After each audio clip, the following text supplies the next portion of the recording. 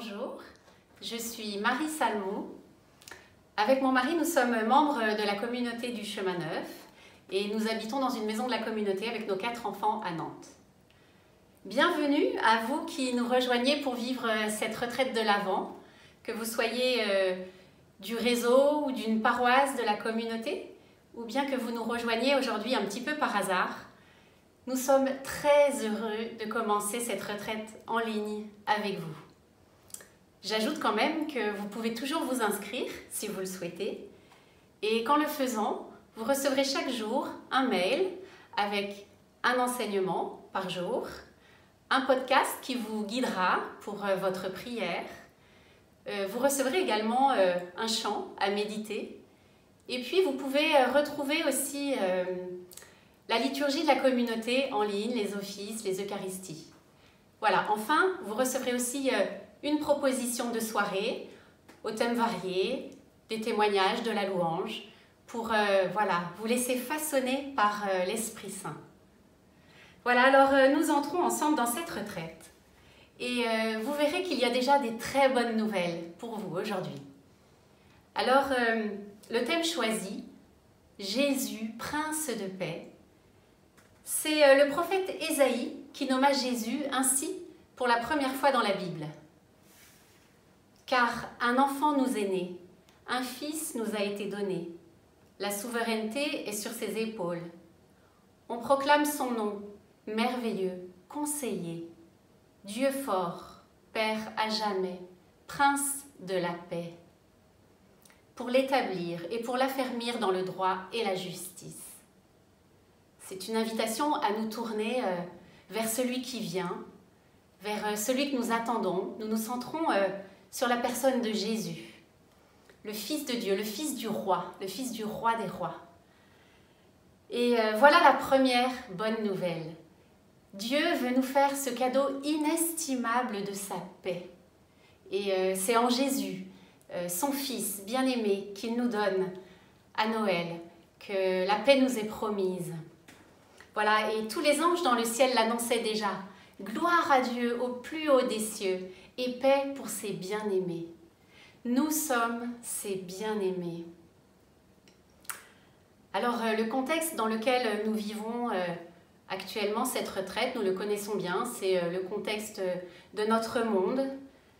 Et on le sait, il est difficile. Beaucoup de pays sont traversés par des conflits armés, par des tensions politiques, ou bien encore, on peut penser aussi à tous ceux qui sont oppressés, qui se battent pour la justice. Et puis bien sûr, il y a cette pandémie qui entraîne une crise économique, qui a plongé notre monde dans l'incertitude. Elle nous touche tous. Et voilà, peut-être que vous êtes tout particulièrement touchés, atteints par ces dernières semaines de confinement, ces derniers mois. Et peut-être aussi que vous êtes un peu fragilisé, vous vous sentez isolé. Peut-être que vous vivez une épreuve de couple ou familiale. Peut-être des tensions au travail. Voilà, peut-être que vous vous sentez troublé ou paralysé. Alors oui, plus que jamais, cette bonne nouvelle de la paix est pour vous. Elle est pour chacun, elle est pour notre monde. Et elle passera d'abord par la paix que Dieu veut faire dans nos cœurs. Et voilà, nous allons cheminer un peu avec cette paix. Peut-être que la première pensée qui vient quand on pense à la paix, c'est le retour à la tranquillité, à la sécurité. Mais la paix de Dieu, nous allons le voir bien plus que cela. Déjà, en Israël, beaucoup ont cru que le Sauveur viendrait les délivrer de l'envahisseur romain. Et cela au moyen d'une armée forte. Alors le résultat, c'est qu'il y a eu la sécurité, oui. Il y a eu le développement du commerce, oui. Mais les oppressions et les humiliations ont continué. Et nous, on peut aussi rêver de paix. Et si c'est à la manière du monde, alors peut-être que les conflits cesseront. Mais les injustices et les inégalités risque de se multiplier. La paix de Dieu n'est pas seulement le retour à la tranquillité, à la sécurité. Elle n'est pas la paix des puissants. Elle n'est pas maintenue par les armes, par la peur ou par le mensonge. Non, la paix de Dieu, elle s'invite d'abord dans nos cœurs. Et la paix de Dieu ne s'impose pas. Dieu se fait tout proche. Il est tout proche de nous. Mais il ne nous impose pas sa paix. Il la donne à qui la demande. Saint Paul aux Philippiens dit « Le Seigneur est proche. Ne vous inquiétez de rien. Faites connaître à Dieu vos besoins par des prières et des supplications. Et la paix de Dieu, qui surpasse toute intelligence, vous gardera vos cœurs et vos pensées en Jésus. » La paix de Dieu, c'est celle d'un pauvre. Il se présente d'abord comme un petit enfant, dans la crèche, fragile, dépendant, vulnérable. Voilà la paix de Dieu. Voilà comment Jésus nous la donne. Je vous donne la paix, je vous laisse ma paix. Ce n'est pas à la manière du monde que je vous la donne. Que votre cœur cesse de se troubler et de craindre. Jésus s'oppose à celui qui procure une paix qui est sécurité, une paix armée qui place en captivité. Lui, Jésus, il dénonce cette fausse paix pour nous donner une paix vulnérable, mais qui rend libre. Alors si on avance encore un peu dans la compréhension de cette paix, il y a peut-être un verset qui résonne en vous, celui dans Luc au chapitre 12, les paroles mêmes de Jésus. « Pensez-vous que je sois venu sur la terre apporter la paix ? Non, vous dis-je, mais la division. » Comment comprendre cette parole? Il y a peut-être quelque chose d'un petit peu paradoxal avec ce que je viens de dire. L'intention propre de Jésus n'est pas de diviser. Jésus désire l'unité. Jésus a toujours désiré rassembler les enfants du Père. Aujourd'hui encore, il désire l'unité de nos couples, de nos familles, des peuples. Il est au cœur de la Trinité, cette source d'unité. Mais voilà, le simple fait que Jésus s'approche avec ce message de paix provoque l'hostilité, provoque la division entre ceux qui l'accueilleront et ceux qui ne l'accueilleront pas.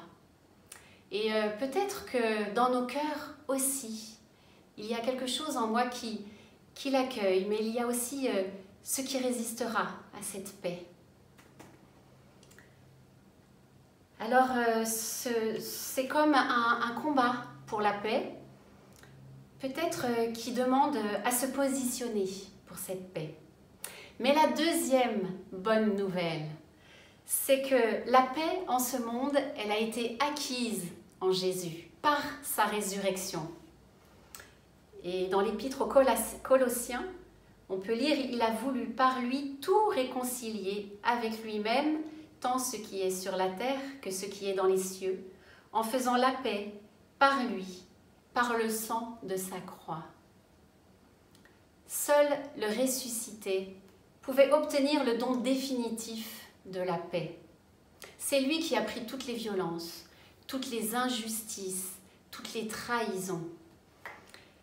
Et les premières paroles du ressuscité pour ses apôtres, alors qu'ils étaient confinés, eux aussi, non par peur d'un virus, mais par peur des Juifs, ces premières paroles sont « La paix soit avec vous ». Voilà comment Jésus vient à nous aujourd'hui dans nos maisons. Il nous redit « La paix soit avec vous ». Voilà le désir du cœur de Jésus. Pas nous donner une petite paix tranquille, mais une paix abondante, une paix en plénitude. Venez à moi, vous tous qui peinez et ployez sous le fardeau, et je vous procurerai le repos. Alors, je vous livre cette double conviction. D'une part, la paix ne peut venir que de Dieu. Elle est un don, elle est une grâce pour tous. Et elle va venir toucher les profondeurs de notre cœur, parce que c'est vraiment cette paix intérieure dont nous avons tant besoin. Elle est donnée avec miséricorde, par un Dieu d'humilité. Et c'est pour tous ceux qui reconnaissent les divisions de leur maison, de leur cœur. Mais d'autre part, elle n'est possible que si nous choisissons avec le Christ la vérité, la justice, la fidélité.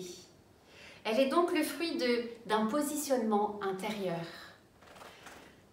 Déjà, saint Augustin disait « Pas de paix sans justice, pas de justice sans pardon ». Et le psaume 84 résonne aussi. « Amour et vérité se rencontrent, justice et paix s'embrassent. La vérité germera de la terre et du ciel se penchera la justice. » Voilà les fondements de la paix, les 6 fondements de la paix. La liberté, la vérité, la justice, la dignité, le pardon, l'amour. Alors, le point de départ de cette retraite, c'est la question de notre désir. Quel est notre désir? Quel est le lieu ou l'aspect dans lequel j'aimerais tout particulièrement recevoir cette paix de Dieu pour moi aujourd'hui? Peut-être que c'est dans une relation difficile avec l'un de mes enfants, un de mes frères, une de mes sœurs. Peut-être que c'est par rapport à mon travail, par rapport à un collègue. Peut-être que c'est par rapport à une pensée, à une inquiétude que j'ai par rapport à mon avenir. Peut-être que c'est une peur que Noël cette année ne soit pas synonyme de joie, de rassemblement. Je peux présenter cela au Seigneur très simplement parce que lui, il connaît mon cœur, il connaît les profondeurs de mon cœur. Et la troisième bonne nouvelle que je voudrais vous dire aujourd'hui, c'est que c'est Jésus qui va faire cette œuvre en nous. C'est Jésus, nous n'avons presque rien à faire. C'est lui qui vient faire cette œuvre de liberté en nous. Liberté peut-être par rapport au regard des autres, peut-être que nous avons besoin d'être libérés par quelque chose qui nous tient en captivité. C'est Jésus qui va nous fortifier dans un chemin de pardon. C'est peut-être lui aussi qui va nous donner la force de faire une œuvre de vérité. Voilà, c'est Jésus qui vient apaiser nos tempêtes intérieures. Et tout cela pour devenir un peu plus des hommes et des femmes de paix, pour que nous puissions la porter autour de nous, dans nos familles, dans nos milieux professionnels, partout dans le monde. Parce que cette paix, c'est celle voulue par Dieu, c'est celle qui édifie le corps de le corps du Christ. Voilà, alors aujourd'hui, et comme chaque jour, nous nous arrêtons tout particulièrement sur l'évangile du jour. Et aujourd'hui, c'est avec le prophète Jean-Baptiste que nous entrons dans cette retraite. Nous pouvons entendre à nouveau ces paroles dans Marc, au chapitre 1. Une voix crie dans le désert, « Préparez le chemin du Seigneur, rendez droit ses sentiers. » Préparez les chemins du Seigneur. Préparer, voilà un mot, voilà une action que nous connaissons bien. Nous sommes presque tout le temps en train de préparer quelque chose. Préparer un repas, préparer une fête, préparer des vacances. Voilà, là il s'agit de préparer les chemins du Seigneur. Alors, pour nous cette semaine, c'est nous préparer intérieurement, mais cela va passer par des choix bien concrets. C'est choisir d'abord le temps où je pourrais m'arrêter pour prier, tout particulièrement pour cette prière guidée. C'est choisir aussi le lieu qui me conduira le plus au recueillement, au silence, pour mieux écouter le Seigneur me parler. C'est encore choisir d'enlever tout ce qui fera obstacle, éloigner les distractions. Voilà, pour me garder tout à Jésus et me disposer tout entier, tout entière à lui pour l'accueillir. Préparer le chemin du Seigneur, Alors, cela ne veut pas dire que je vais choisir point par point, chaque jour, ce que je vais faire dans cette retraite. Non, il s'agit de préparer son cœur pour laisser Jésus, lui, venir par le chemin que lui seul connaît. Lui seul connaît le juste chemin. Moi, j'ai juste à me tenir prêt. Et peut-être que c'est au cours d'un temps de prière que je vais être particulièrement touchée, mais peut-être que ça sera en prenant un repas. Voilà, se tenir prêt à sa visite. Nous pouvons nous présenter à Jésus très, très simplement. Nous sommes des pauvres, mais il a été pauvre avant nous dans les bras de sa maman, tout simple. Et voilà, le laisser faire son œuvre, ouvrir les mains, tout recevoir de lui. Lui qui veut nous combler. Alors Saint Ignace conseille aux retraitants d'entrer en retraite avec un cœur large et généreux. Voilà, nous pouvons vraiment entrer en nous laissant conduire, avec une grande confiance, voilà, avec joie, avec simplicité. Et encore, je dirais pour finir, nous pouvons aussi entrer avec foi. Foi dans cette promesse de paix, comme Marie est entrée avec foi dans la promesse de Dieu pour elle. Alors pour conclure, je reprends les paroles de cette bénédiction tirée du livre des Nombres. Que le Seigneur te bénisse et te garde. Que le Seigneur fasse briller sur toi son visage et t'accorde sa grâce. Que le Seigneur porte vers toi son regard et te donne la paix. Je vous souhaite une très bonne retraite.